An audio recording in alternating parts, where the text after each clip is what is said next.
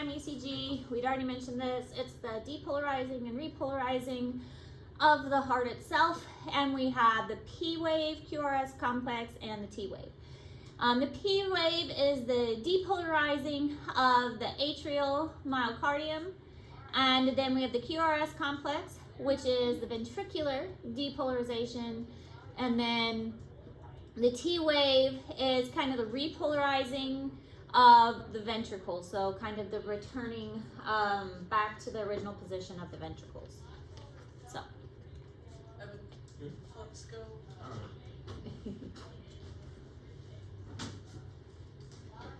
Have fun. Bye-bye. Bye.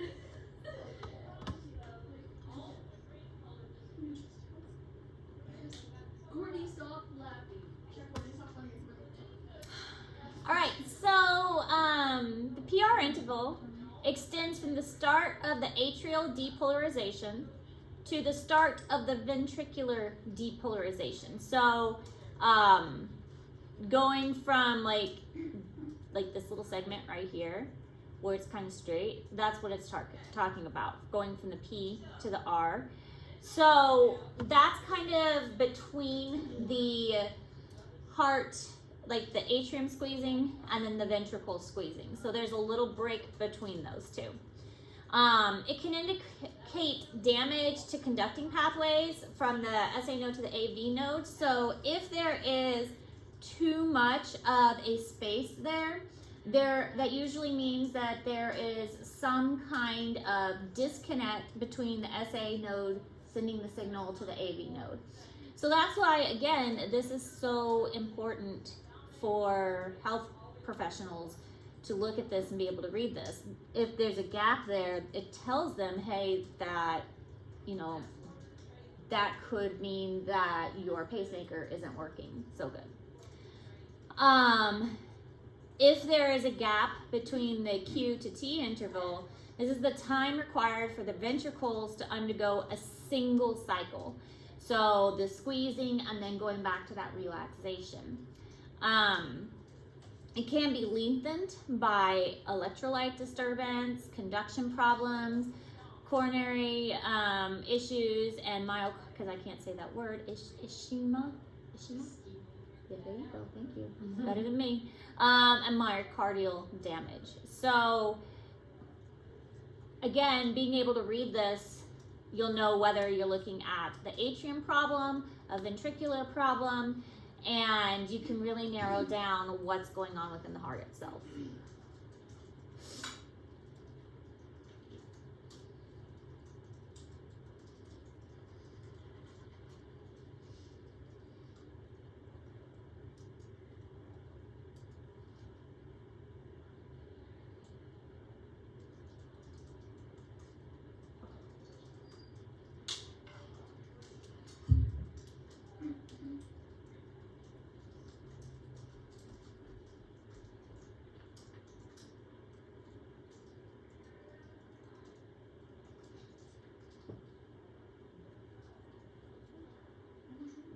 Did you guys watch the Olympics and the figure skater Ilya?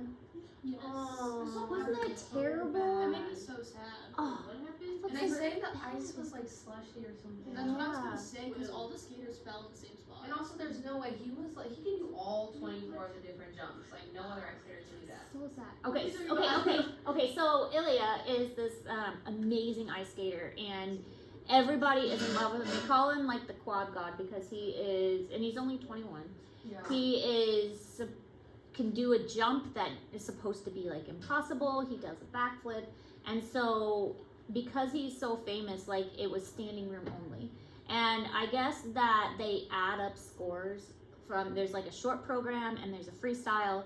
And he had done so well earlier in the Olympics that his short program, I believe, had gotten a really high score. And he was on track to win the gold. And everybody was so certain he was going to win the gold. And so he went last because he had the highest score. And everybody was like, oh, he's going to win, he's going to win. And it was standing room only because everybody had come to see him. And he had won like world records and beaten everything. And he was this superstar. And so he gets up and everybody's like, oh yeah, it's in the bag, it's in the bag. He only needed like a couple points to win. And then he did terrible. And he actually ended in 8th place. He didn't even make the podium. And so it was devastating. And then the person who won gold, it was like he was like in complete and utter shock. He was like, I just won. He was like, the person who won gold was shaking. It was the Kyrgyzstan. And it was his first time winning gold for his country. And the guy that won gold, he's like, I just won. I can't believe I beat Ilya. It's like, because nobody expected that Ilya would fall to 8th and not even make the podium. And he handled it well. He was so professional, and he went and he like gave a hug to the guy who won first, and he went and he was, I know, he held it back. You could tell he was so disappointed with himself, but it was he was so professional about the whole thing. So anyways, that has nothing to do with cardiacs, but I just thought about it, and Apparently he had like a bunch of like concerning Zoom posts at like 3 a.m. or something. So it was partially a mental problem. yeah, it was a big mental thing too. Oh well, I mean, he's 21, Yeah. and he had the whole world looking at him. I mean, as a mom, it just breaks my heart. Yeah. Like, And people be so mean online. yeah, they can. Like, they need to be all up in somebody's business. Like, they know better. Ugh. People just need to mind their own business. Just stay off social media if you can't have anything nice to say. Oh, it has nothing to do with the cardiac cycle, but it just made me think of it. Wait, was this the guy with like he did the half and whatever? I don't think so. There was one guy where they had like country dragon stuff and like weird eyes. I don't remember who it was. I don't know. I know what you're talking about. I can't think of the name. But anyway, you should look it up. It's devastating. Sad. One. Two. Okay, so we didn't have whatever you were saying, so I grabbed 2 rated ones that sound like you like.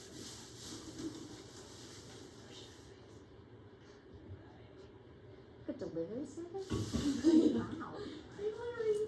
Do we place orders at this point? It was like 2%. In case you want I have a lot of ones. We're human at you, Audrey.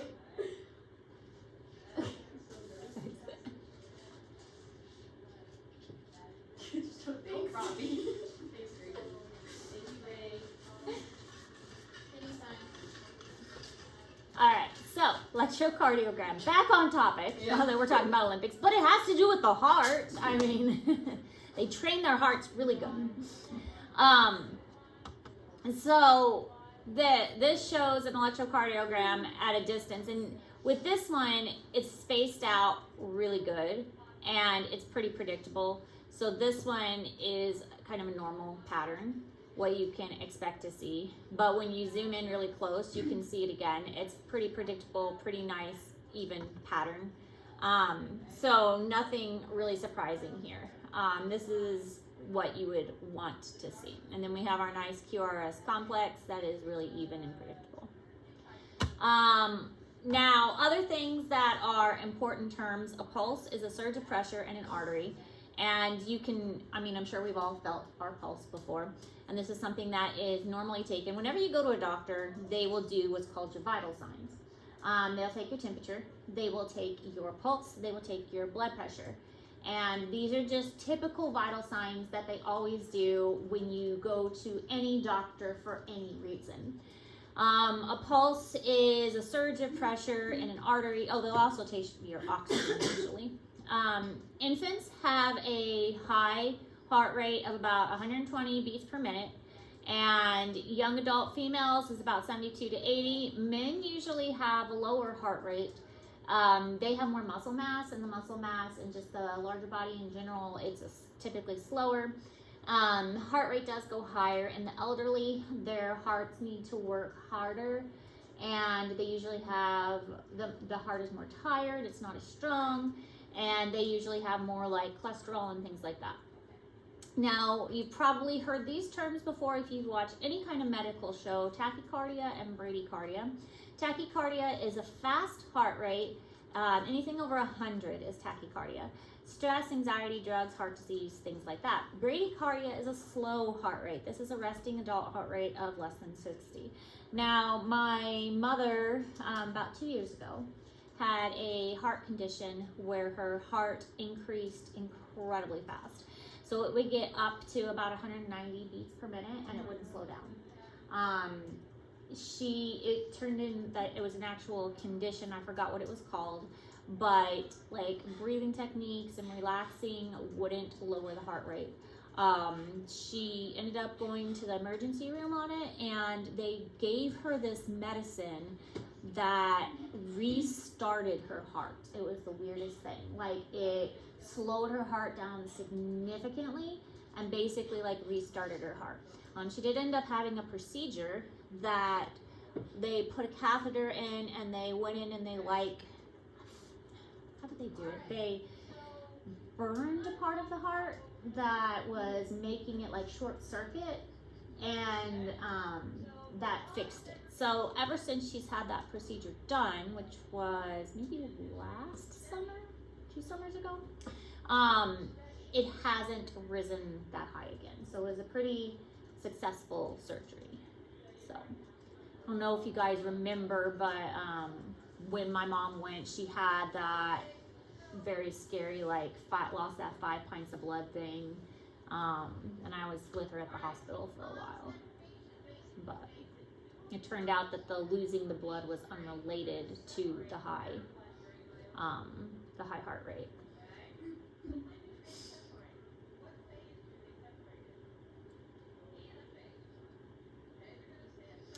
So if we are looking at one of these, this is a normal sinus rhythm. So steady, beating, predictable pattern. And then a bradycardia is really, really slow and really drawn out. Tachycardia is very, very fast, beating really, really quick. And then junctional rhythm, it's just like messed up. And you'll notice that there's like really no recovery period. And here is supposed to be that T rhythm. It's not there, and it's kind of got this like little mountain thing instead, and there's no P wave either. So this is telling us that the ventricles are not recovering appropriately, and the atrias are not depolarizing the way that they're supposed to. So there's really no repolarization or depolarization going on. The ventricles are contracting well, but they're not relaxing the way they're supposed to, and the atriums aren't contracting the way they're supposed to either. So tachycardia is rapid heart rate, bradycardia is slow heart rate, atrial fibrillation, might hear AFib, is abnormal heartbeat. This will be on the test. You will have a rhythm like this, and you will have to identify these patterns. So it will have something like a chart like this, and you would have to identify what this chart is, because it is such an important concept. So make sure you're comfortable with like what is bradycardia, what is tachycardia. It's also called arrhythmia. When is your heart rate change? I'll be like weird. When I sleep? Yeah. I don't know. I think, If you have a smartwatch, it probably tracks it. yeah, I usually take it off certain nights. I don't know. Like when I wake up, it's like resting is probably like around like 65, 70.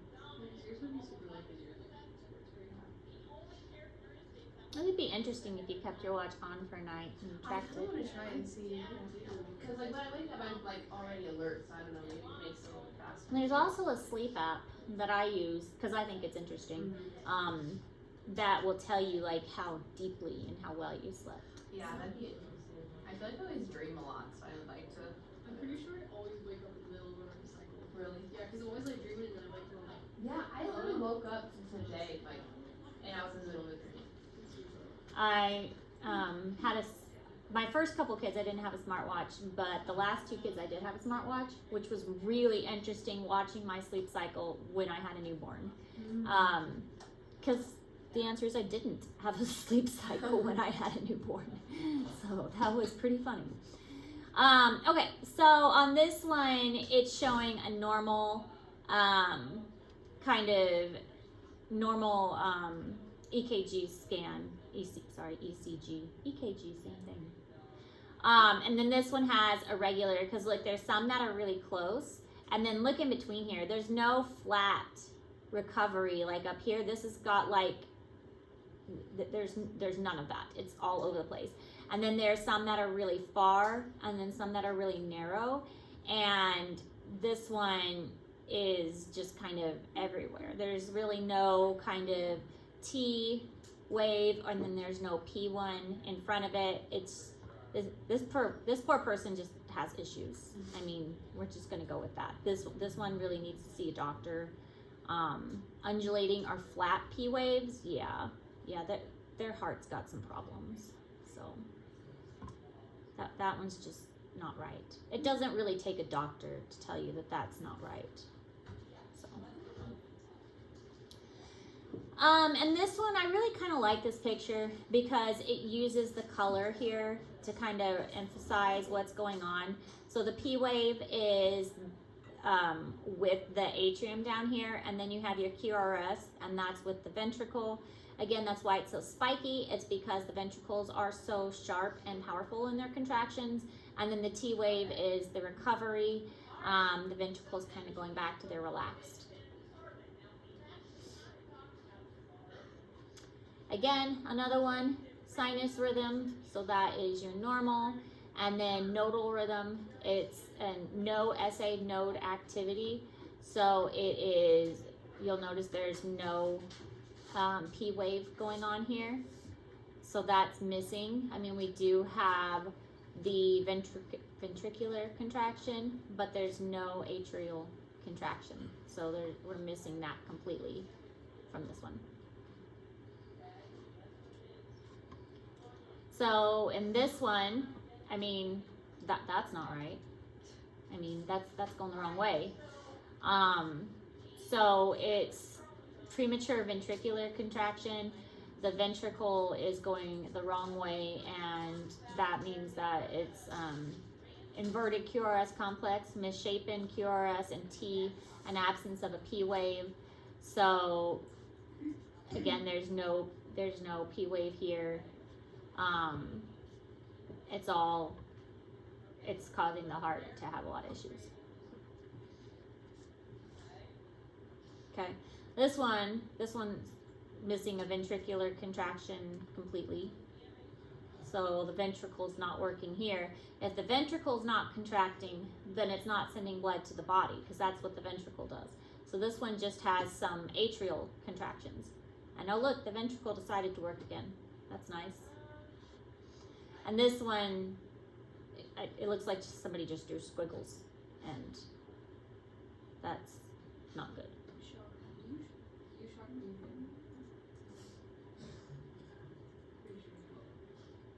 So this is arrhythmia, conduction failure at the AV node. So the SA node is sending some signals, but it's not getting to the ventricle. And no pumping action occurs.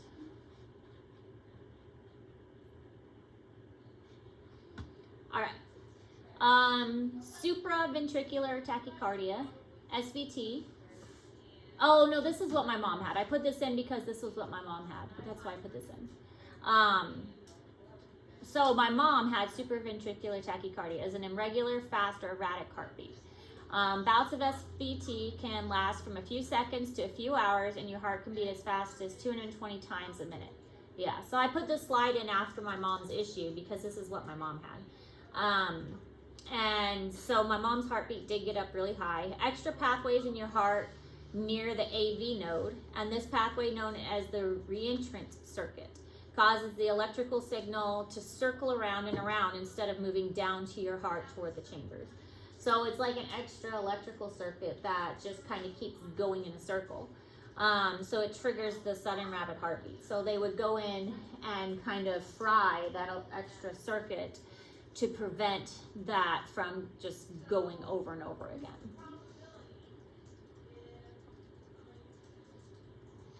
So you can see why this would be bad if your heart's just like, yeah, no, I'm going to keep like beating faster and faster and faster for, you know, an hour, because your heart's a muscle. And we already said that the heart isn't going to stop like the skeletal muscle does.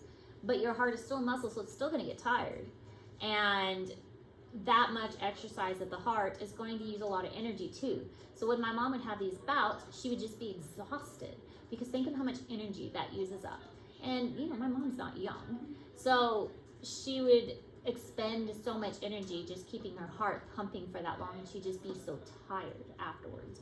And then for a while, like, because she hates going to the doctor, she wouldn't tell us. Like, she'd be like, oh yeah, my heart's been at this rate for, you know, 2 hours now. And we'd be like, Mom, it's been going on for 2 hours and you didn't tell us? And so we'd have to like pretty much force her to go to the doctor.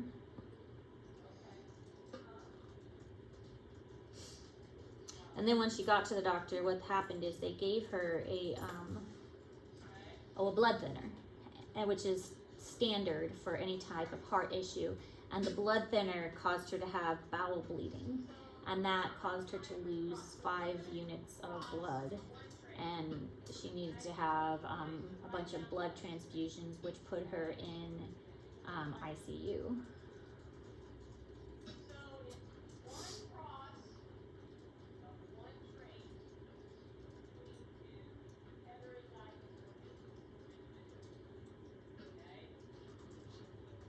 Not a fun time, but she's better now.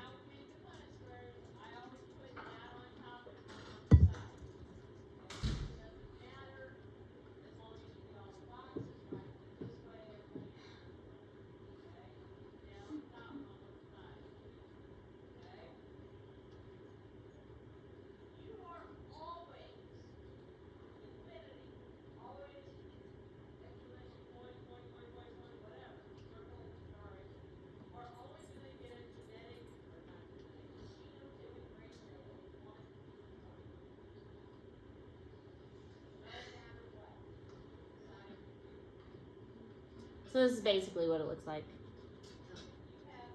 Over and over and over and over and over.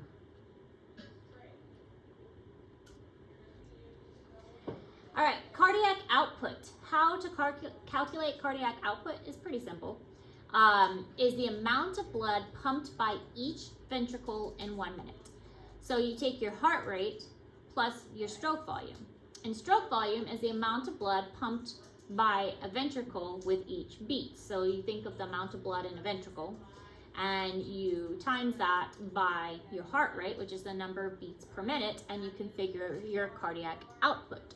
So cardiac reserve is the amount, or is the difference between the resting and the maximum cardiac output. So you have so much blood, and the cardiac reserve is like how much do you have resting and how much do you have when it's at its maximum. And that would be your cardiac reserve. How much blood do you have? How much can it pump? So I've got 3 dominant letters, or 3 boxes that have dominant letters in there. That purple's going to show up. Okay? The only time the white will is It's like they're learning about genetics. always, always, always infinity is the output. And those are the ratios that you gotta know.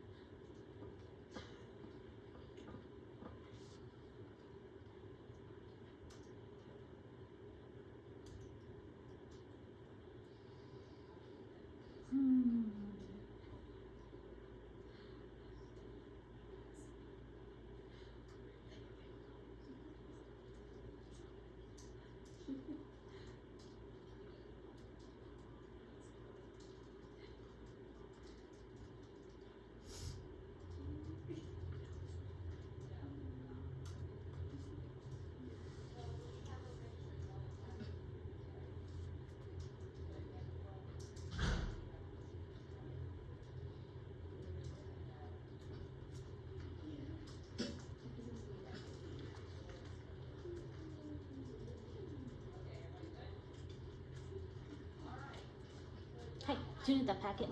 Yep.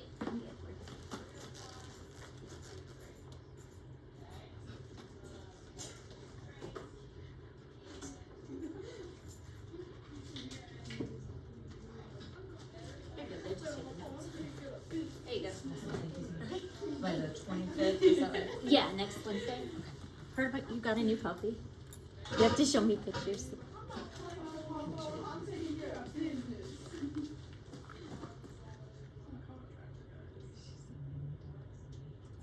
She's super tame. So that's her compared to Bob. Oh my goodness. Is she fitting in okay? And then this is top. Oh.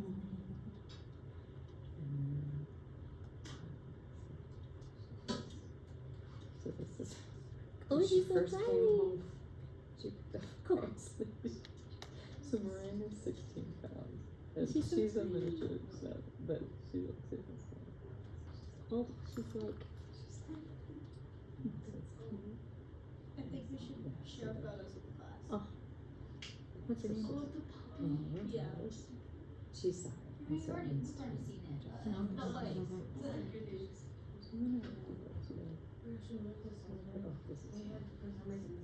Look at that face. Oh, she's cute. So I have these little like dipping bowls, like little Japanese design. This is her water dish. So the name is hard. I like. Don't get that the name. All of like, ours okay. are in Japanese. But I'm like, okay, she's nice. I was like, oh, I mean, your Maury's I jacket. get it. Yeah. So. Oh, so precious. So there's that. Precious.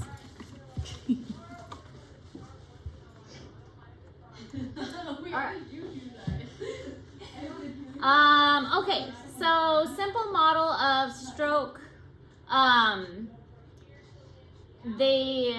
It starts here and then it goes down and you basically push it down and it goes into the ventricular area, and again you have the valves that are preventing backflow. So it squeezes and then it'll go up into the aorta and into the pulmonary arteries, and then you will have the ventricles relaxing at this time, and then, the atrium's relaxing at this time, and then the ventricles are going to be filled in this portion here. So think of it as kind of like a pump, which is, I mean, it's basically a pump. And this picture kind of shows how the pump works. This is in Google Classroom. And this is a simple calculation of the cardiac output. 70 beats per minute times the stroke volume of 70 milliliters. So then you have your cardiac output, which is basically, I mean, this is milliliters per minute, or you could do liters per minute. So, I mean, it's really not, it's just basic math, not too hard to figure out. If heart rate were to increase, you could figure that as well. Usually with that, they could do like an ultrasound of the heart to gain an idea of the size of the heart. So, and like do a measurement of the heart by ultrasound.